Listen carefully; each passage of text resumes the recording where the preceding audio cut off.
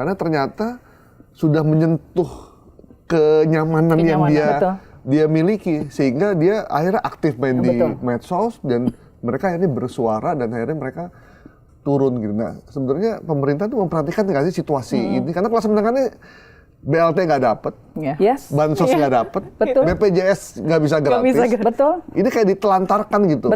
Gitu. Sementara kebijakannya ke bawah terus. Ke bawah gitu. terus, ya. Maka yang bawah lebih adem ayem. Iya. Tapi kelas menengah yang akan kritis.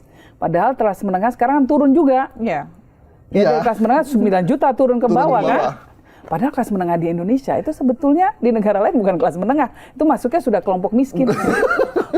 Masa di atas $4, pendapatan di atas $4 sehari, katakanlah berapa, 60.000 ya? 60.000 sehari itu dianggap kelas menengah sudah Indonesia.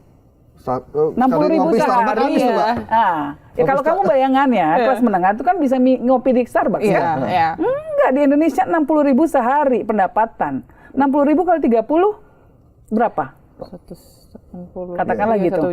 1.800.000. Sudah kelas menengah. Bisa nggak hidup di Jakarta? Boro-boro Starbucks, kopi keliling aja belum tentu bisa. Di Bojonggede aja belum tentu hidup. Nah itu sudah masuk kategori kelas menengah dan nggak dapat bansos, nggak dapat segala macam tadi.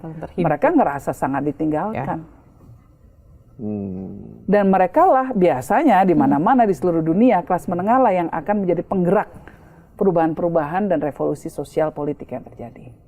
Jadi pemerintah memang harus merhatikan banget ini. Semoga ada solusi untuk kelas menengah di Indonesia. Bukan cuma kelas, semoga ada sumbatan-sumbatan komunikasi yang selama ini tertutup bisa terbuka. Semua pejabat bisa lebih mendengarkan, ya, dan nggak baperan. Saya apresiasi loh Pak Wapres, ya, beliau dikritik sama Panji soal itu, bilang nggak apa-apa, biarin aja. Oke loh dia. Gaya ininya juga nggak terlalu yang ini ya. Karena kelas menengah kalau disumbat dia bakalan lebih liar lagi itu. Betul. Gitu. Makanya lah orang yang di omongin aja biasa aja, yang lainnya nggak usah baper. Pendukungnya biasa aja juga. Jadi kalau masih baper jangan jadi pejabat. Jangan jadi pejabat, benar. Jil, kita ngomongin panjat tebing yuk. Yuk, kayaknya seru kita harus kasih semangat juga, ngasih selamat juga nih ke Mbak Yeni. Tapi ada pertanyaan sih, banyak orang, kenapa kok seorang Yeni Wahid tiba-tiba? Sampai presiden aja sampai kaget loh, karena Mbak Yeni itu. Baru tahu loh. Baru tahu, iya. Udah lama, saya udah periode kedua ketua Federasi Panjat Tebing Indonesia. Sudah lama. Dia bekerja dalam senyap. Tapi hasilnya, waduh, luar biasa. 8 medali ya, Di SEA Games kita 8 medali, yang 4 emas, 3 perak, 1 perunggu. Di Olimpiade Paris kita medali emas. Itu yang menyelamatkan Indonesia waktu itu. Iya, merinding tuh kita. Nangis kita semua waktu di sana dengerin lagu Indonesia Raya karena kita belum dapat medali emas. Yang diwawancara cuma atletnya, ketuanya nggak diwawancara.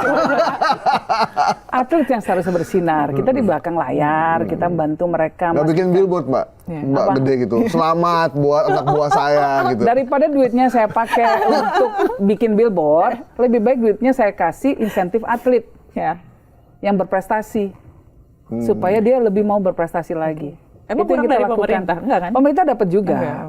Cuma kan banyak atlet-atlet yang lainnya yang belum sampai titik sana, ya kan? Itu juga kita kasih. Kami federasi juga ngasih juga. Gimana Mbak prosesnya akhirnya Mbak jadi ketua terus sampai membuat dapat emas Olimpiade dan segitu, itu gimana Pak?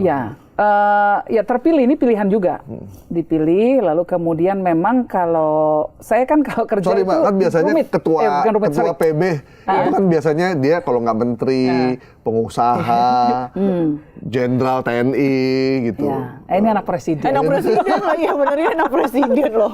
Jadi mungkin di sini tuh lihat gitu juga kali ya. Jangan-jangan harus diakui lah ya kan. Apapun saya nggak boleh menyombongkan diri. Semua ya gara-gara bapak saya. Kan? Ya bukan langsung gitu anak presiden. Udah cocok udah. Nah, jadi yang kita lakukan di federasi itu adalah kita melakukan pembenahan secara menyeluruh ya. Jadi waktu di zaman saya itu saya bahkan memberanikan diri untuk menjadi tuan rumah kejuaraan-kejuaraan internasional. Jadi kita menyelenggarakan kejuaraan dunia, kita bawa semua atlet dunia ke sini. Supaya apa? Supaya makin ada semangat dari para atlet kita dan makin banyak yang bisa ikut kejuaraan dunia. Lalu memang atlet sering kita kirim ke luar negeri. Dan kemudian fasilitas juga makin banyak kita adakan, termasuk yang di GBK. Itu berjuangnya banyak itu melalui beberapa menteri kita melobinya waktu itu ya. Bahkan ke presiden waktu itu minta agar dibangunkan fasilitas itu. Itulah makanya perlu anak presiden. Perlu anak presiden yang bisa ngelobi ya, nembus dikit lah, buka-buka pintunya gitu ya. Terus kemudian kita menyelenggarakan banyak kejuaraan kelompok umur, jadi untuk anak-anak muda. Dari umur 11 tahun. Dari situ nanti kita bisa tuh bibit-bibit baru tuh. Oh, jadi dicari ya bibit-bibit mana nih yang ini ya. Kejuaraan-kejuaraan nasional gitu. Jadi anak kecil-kecil lucu-lucu gitu, pinter manjat. Nah, nanti kan kita punya stok banyak. Jadi walaupun di SEA Games kemarin kita dilarang mengirimkan atlet yang senior. Ya, atlet olimpiade kita nggak boleh turun. Yang muda. Nah, kita kan hanya boleh ngirim atlet junior kita tetap karena stok kita banyak. Bibit-bibit tetap juara itu ya. Gitu, tetap dapat medali emas dan perak. Hanya perunggu yang disisakan untuk tuan rumah. Gitu.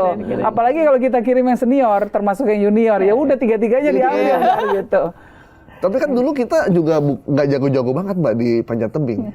Lumayan lah, lumayan. Tetap selalu ada prestasi dari dulu kok atlet panjat tebing Indonesia. Dan baru hype-nya kita sekarang aja ya, baru orang gitu. Ya mungkin ya salah kami juga ya, kurang melakukan siar gitu. Terlalu bekerja dalam senyap itu tadi ya. Padahal banyak kok atlet-atlet kita yang memecahkan rekor dunia dari dulu. Iya, bahkan jadi sampai katanya ada mau dinaturalisasi. Iya. Nah, gila loh. Jadi dubes Turki itu ketemu saya ke kantor. Khusus meminta agar ada atlet panjat tebing Indonesia bersedia pindah warga negara menjadi warga negara Turki supaya bisa mewakili Turki dalam banyak kejuaraan. Terutama kejuaraan Eropa. Mereka tahu, mereka bilang kita nggak minta yang paling topnya.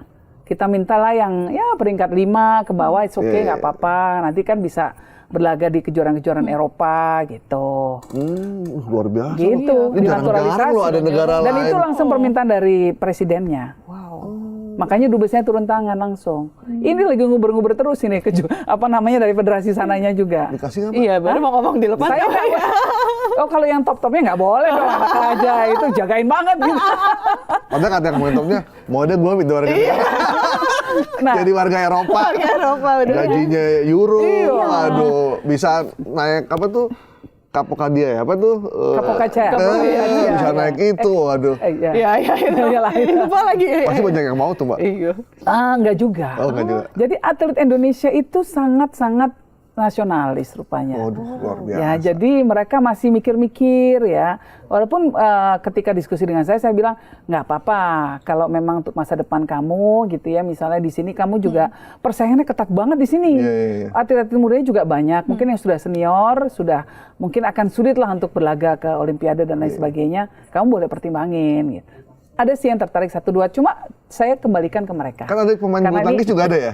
Iya, kalau boleh sih ya, kalau boleh nih sebenarnya permintaan ke pemerintah agar oke lah mereka boleh di sana 5 tahun, nanti boleh balik lagi jadi warga negara Indonesia. Itu mungkin ideal. Jadi biar nabung dulu. Nabung di sana. Kayaknya gitu. pemain bulu tangkis begitu deh, Mbak. Ada pemain bulu tangkis kita yang jadi membela Malaysia, membela Denmark gitu.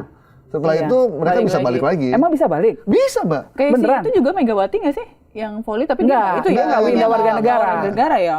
Ini nggak pindah warga negara kali. Iya, mungkin dia cuma jadi pemain aja. Iya, kalau ini pindah warga negara. Ada beberapa pemain yang mewakili. Mau mengajukan itu untuk ya kalau boleh gitu ya, kalau misalnya ini. Tapi tentu syaratnya dia bukan atlet yang paling ini ya. Yang paling jago ya. Yang paling jago ya, kalau yang atlet paling jago, aduh berat. Kalau jangan dikeluarin misalnya, jangan dibolehin. Tapi mereka udah ngasih tahu berapa ininya, gajinya berapa, fasilitasnya. Mereka akan datang ke sini. Jadi saya bilang, kamu kan ngomong aja sendiri langsung ke atletnya lah gitu. Karena ini hidup mereka pada akhirnya. Mereka yang menentukan ya. Dan kalau ke atletnya saya selalu katakan bahwa izin ke orang tuanya, lalu berdoa dulu, lihat keputusan terbaik apa. Gitu. Jadi saya nggak mau membuat keputusan untuk mereka, ini hidup mereka. Gitu. Jadi kita hanya membukakan peluang saja. Kalau ada yang mau ya silakan. Nanti nabung uang, mata uang euro lah, banyak kan jadinya. nanti terus dapat istri, orang Turki, suami, dapat Mehmet, Mehmet Sultan atau Mehmet siapa Sultan lah gitu ya. Balik ke Indonesia ya, perbaikan keturunan juga. Udah megang duit banyak. Iya. Tapi kalau misalnya lihat, kalau misalnya ini menjadi daya tarik Turki, presidennya langsung yang ngomong, apa sih yang mereka lihat sih selain, maksudnya atlet kita juga memang atlet yang berbakat ya, tapi ada nggak spesifik Mbak Yeni ngomong ke Mbak Yeni bahwa nih atlet Indonesia nih begini-begini gitu, khususnya panjat tebing ini? Ya kalau atlet Indonesia, sama seperti orang Indonesia pada umumnya tadi dikatakan ya, pekerja keras, fokus kalau sudah fokus pada apa yang dimaui gitu ya, itu bisa fokus dan dengan segala kondisi diterima kira-kira kan gitu. Nah semangatnya luar biasa. Atlet-atlet Indonesia, terutama atlet panjat tebing karena langsung saya di bawah pengawasan kita ya, memang atlet-atlet kita hebat-hebat semua. Semangat juangnya luar biasa sekali. Tapi ini juga tidak lepas dari insentif yang diberikan pemerintah. Jadi saya sangat mengapresiasi dukungan pemerintah luar biasa. Itu top bener ya. Iya. Itu pemerintah dukungannya real tuh ya. Real, dikasih hadiah langsung. Ya, Fredrik itu dikasih 6M Olimpiade. SEA Games kemarin 1M kalau medali emas. Itu kan banyak anak-anak yang mungkin keluarganya bukan keluarga yang berkecukupan, jadi bisa berubah nasib keluarganya. Nah, tentu kita yang kita lakukan adalah mencoba untuk membimbing mereka agar bisa mengelola finansialnya dengan baik. Nah, itu yang paling penting itu. Apalagi yang atlet dibutuhkan. SEA Games kemarin juga dapat ini ya, bonus dari pemerintah. Iya, 1M kalau medali emas. Umur 16 tahun, 15 tahun, udah punya uang 1M. Pak Prabowo, Pak Erick Thohir, terima kasih. Iya. Kita sangat terima kasih. Karena